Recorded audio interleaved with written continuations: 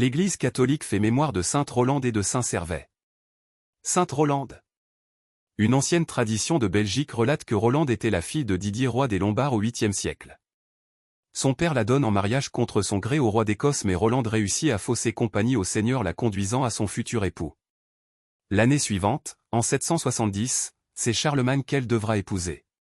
En 774, l'infortunée princesse sera exilée, avec son père, vaincu à Pavie. Elle mourra peu après, épuisée par tant de malheurs, à Villers-Poterie dans la province de Liège en Belgique. D'origine germanique, le prénom Rolande signifie gloire, Rode, éther, lande. Saint Servais. Partons pour la Belgique en faisant mémoire de Saint Servais, grand évêque du IVe siècle. Il était évêque de Tongres dans le Limbourg belge, alors que la redoutable hérésie de l'arianisme déferlait de l'Orient en Occident. Selon l'hérétique Arius, le Christ n'était qu'une créature, certes d'exception, que le Père avait adoptée, sans qu'elle soit vraiment fils de Dieu. L'arianisme battait ainsi en brèche la base même de la foi chrétienne, le mystère de l'incarnation du Fils de Dieu et vrai homme.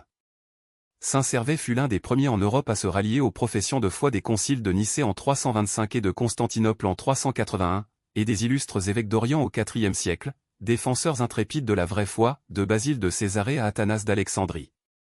Servais anime les conciles régionaux siégeant à Cologne en Allemagne et à Rimini en Italie, pendant que les Huns commencent à envahir le nord de l'Europe. L'évêque Servais sera obligé de quitter Tongres, emmenant ses fidèles et sa bibliothèque.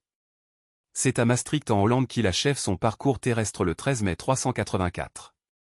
Il fut lui aussi un saint européen, d'origine latine, servu, servir, être soumis, dévoué à. Sainte Rolande, Saint Servais, priez pour nous.